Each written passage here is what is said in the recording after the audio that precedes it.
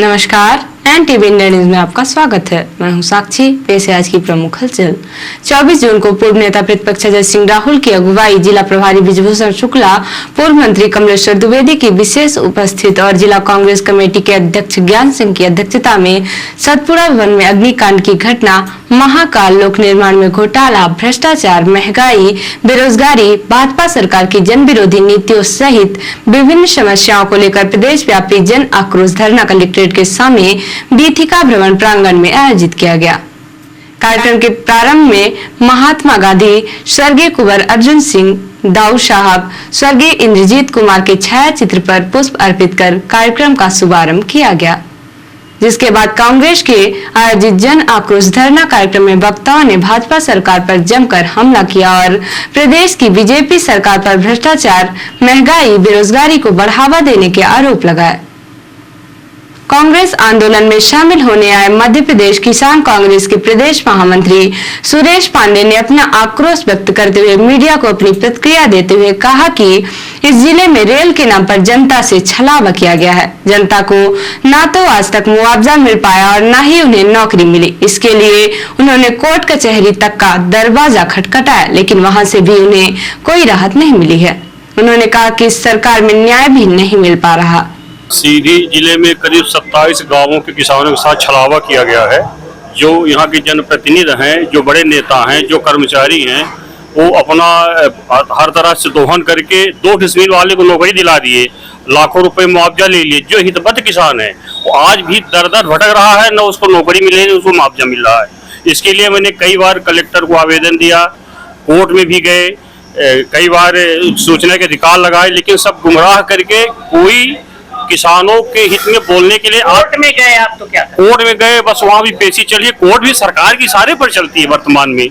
कांग्रेस आंदोलन के दौरान मीडिया ने पूर्व में बीजेपी नेता रहे, वर्तमान चुरहट क्षेत्र में कांग्रेस के लिए सक्रिय रूप से काम करने वाले ज्ञानेंद्र अग्निहोत्री से उनके कांग्रेस में आने की वजह पूछी तो उन्होंने बताया कि चुरहट के वर्तमान विधायक ने उनसे जनता के हित में कई वादे किए थे, लेकिन जब हमने उनसे जनता के हित के काम करने को कहा तो वह उससे मुकर गए, जिससे जनता से किया गया मेरा वादा टूट गया और मैं उसका जवाब देने के लिए कांग्रेस पार्टी में शामिल हुआ हूँ और अब इस बार जनता उन्हें उनकी धोखाधड़ी का जवाब देगी।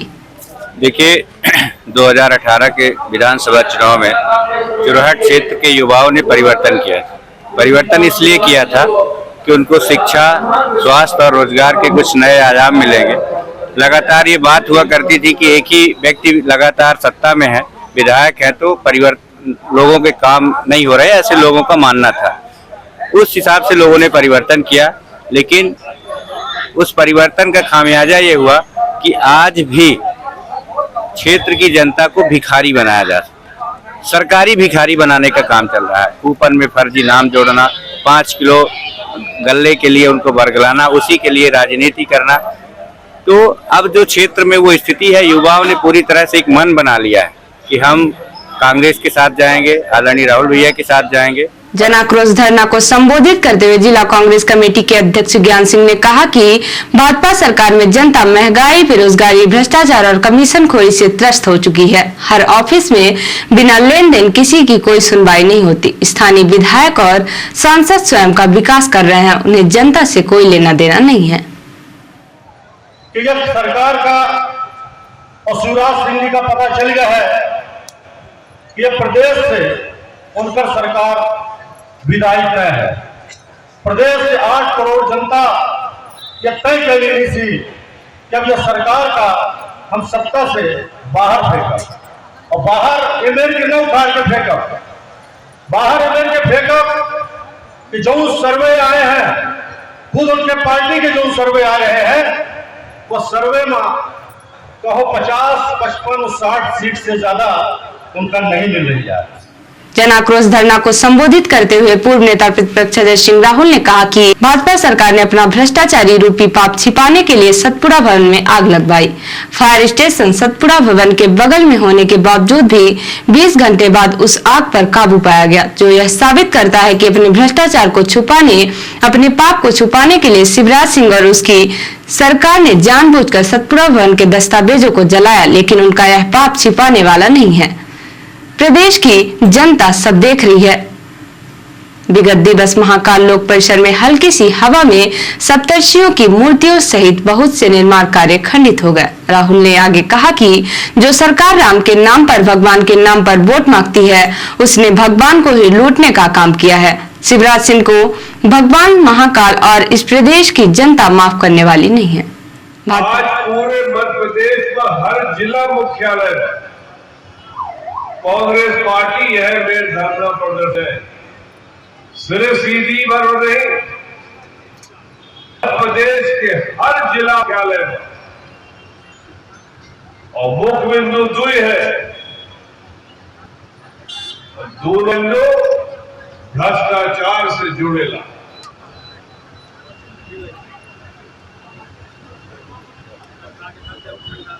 पहले बिंदु महाकाल के जे भगवान महाकाल को नहीं छोड़े, वो भगवान ये शिवराज को तो न छोड़े।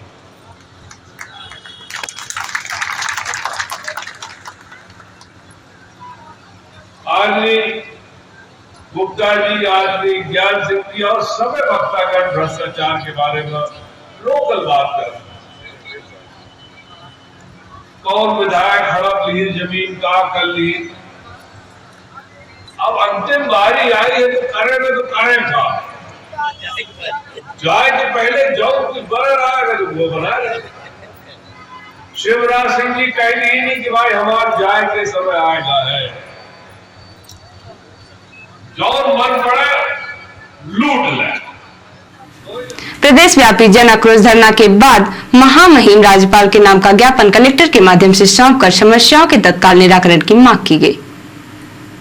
जन आक्रोश आंदोलन के बाद एनटीवी इंडिया न्यूज ने मध्य प्रदेश के पूर्व नेता प्रतिपक्ष अजय सिंह राहुल से सवाल उठाया कि कांग्रेस पार्टी कहती है कि इस जिले के अधिकारी कर्मचारी भाजपा के इशारे पर काम कर रहे हैं और उनका प्रचार प्रसार कर रहे हैं। ऐसे में क्या आने वाले चुनाव निष्पक्ष हो पाएंगे? जिसका जवाब देते हुए उन्होंने कहा कि मैं यह नहीं कहता कि सभी कर्मचारी इस तरह है, लेकिन मुझे उम्मीद है चुनाव आयोग निष्पक्ष चुनाव कराएगा।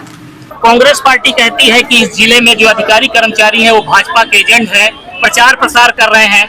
चुनाव होने वाले हैं, इन कर्मचारी अधिकारियों के रहते क्या चुनाव निष्पक्ष हो पाएंगे? क्या कहना, इस पे क्या कदम उठाएगी कांग्रेस पार्टी? देखिए, चुनाव आयोग इसमें कदम उठाता है। सब अधिकारी नहीं है जो एजेंट का काम कर रहे हैं। बहुत से 10 साल से इस जिले में पदस्थ हैं। अपने आप 3 साल वाले, 3 साल के ऊपर वाले हट जाएंगे, इधर सुधर हो ही जाएंगे और चुनाव आयोग निष्पक्ष चुनाव कराता है। हमें पूरा भरोसा है चुनाव आयोग। 24 जून को मध्य प्रदेश बीजेपी सरकार के पूर्व कैबिनेट मंत्री वैश्य समाज के आधार स्तंभ उमाशंकर गुप्ता जी का जन्म दिवस पूरे प्रदेश के साथ वैश्य महासम्मेलन के पदाधिकारियों और कार्यकर्ताओं ने हर्षोल्लास के साथ मनाया।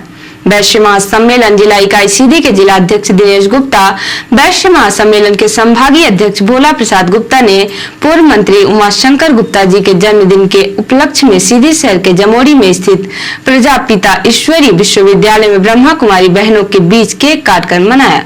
इस दौरान सभी ने उमाशंकर गुप्ता की लंबी उम्र की कामना की। जिसके बाद वैश्य महासम्मेलन जिला इकाई सीधी के तत्वाधान में सीधी शहर में स्थित दीनदयाल रसोई में गरीबों को मुफ्त में रुचिकर भोजन खिलाया।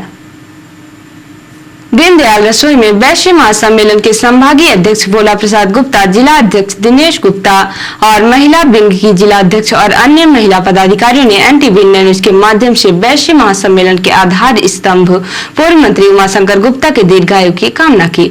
इस दौरान वैश्य महासम्मेलन के आधार स्तंभ पूर्व मंत्री उमाशंकर गुप्ता का जन्मदिन मनाने के लिए वैश्य महासम्मेलन के पदाधिकारी और कार्यकर्ता बड़ी संख्या में मौजूद रहे। हमारे प्रदेश अध्यक्ष माननीय उमाशंकर गुप्ता जी का जन्मदिन है, उसके उपलक्ष्य में हम लोगों ने निश्चित किया कि दीनदयाल रसोई में निःशुल्क भोजन व्यवस्था करते हैं और 10 बजे केक काटकर उनका जन्मदिन मनाया गया ब्रह्मा कुमारी आश्रम में इस जमोरी सेंटर पर। आज हमारे बैस के पुरौधा और मुखिया परम श्रद्धेय माननीय उमाशंकर गुप्ता जी का, पूर्व कैबिनेट मंत्री भी रह चुके हैं, हमारे प्रदेश के अध्यक्ष भी हैं, माननीय उमाशंकर गुप्ता जी का जन्म दिवस है। प्रथम कार्यक्रम ब्रह्म कुमारी आश्रम में केक काटकर मनाया गया और द्वितीय कार्यक्रम दीनदयाल अंत्योदय रसोई में निःशुल्क भोजन की व्यवस्था के साथ हम लोग धूमधाम से जन्मोत्सव उनका मनाया जा रहा है। माननीय उमा शंकर गुप्ता जी दीर्घायु हों, उनकी उम्र बढ़े और उनका मार्गदर्शन सतत हम लोगों को मिलता रहे। आप क्या कहना चाहेंगे? माननीय उमा शंकर गुप्ता जी के जन्म दिवस पर हम लोगों ने यहाँ पे दीनदयाल रसोई में निःशुल्क भोजन की व्यवस्था करवाई है और ब्रह्मा कुमारी आश्रम में केक काटकर उनका जन्मोत्सव मनाया है। हमेशा उनका मार्गदर्शन हम लोग को मिलता रहे, यही हम लोग की कामना है। पहले तो मैं कहूंगी कि हमारे प्रदेश के मुखिया वैश्य महासम्मेलन के श्री उमा शंकर गुप्ता जी को मैं जन्मदिन की हार्दिक शुभकामनाएं देना चाहूंगी और उनके जन्मदिन के उपलक्ष्य में आज हम लोगों ने जिला पदाधिकारियों ने ब्रह्म कुमारी आश्रम में कार्यक्रम रखा उनके जन्म दिवस के उपलक्ष्य में और यहाँ अंत्योदय रसोई में भोजन खिलाने का भी कार्य किया उनके जन्मदिन के उपलक्ष्य में। धन्यवाद।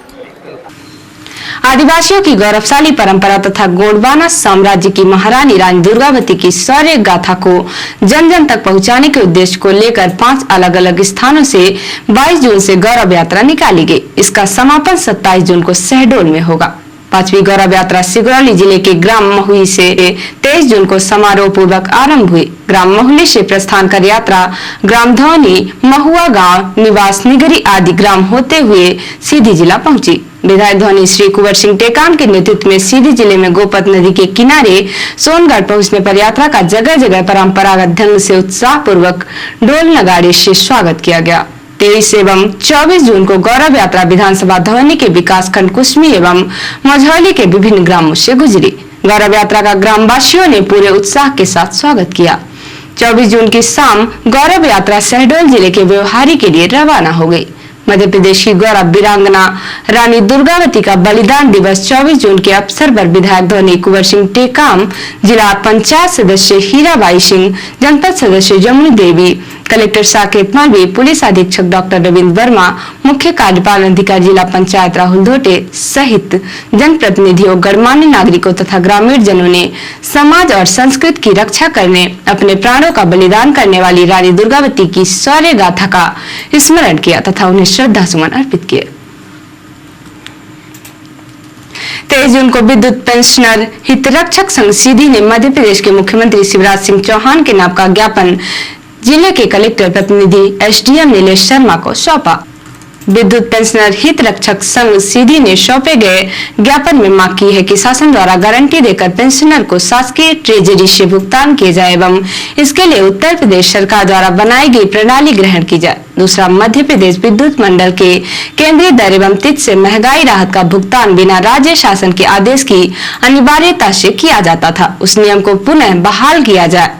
विद्युत पेंशनर्स एवं उनके आश्रित परिवार का कैशलेस हेल्थ इंश्योरेंस कराया जाए। तीसरा, वेतन तथा ग्रेड पे विसंगतियों को दूर कर पेंशन का पुनः निर्धारण कर उसके एरियर का भुगतान किया जाए। और 6वें वेतनमान की बकाया 32 माह की 7वें वेतन माह की बकाया राशि का भुगतान किया जाए। ज्ञापन देने के दौरान विद्युत पेंशनर हित रक्षक संघ के प्रांतीय उपाध्यक्ष भीमसेन सिंह, कार्यवाहक अध्यक्ष श्यामलाल पांडे, सचिव प्रेमलाल गुप्ता सहित 1 दर्जन से भी ज्यादा संघ के सदस्य मौजूद रहे।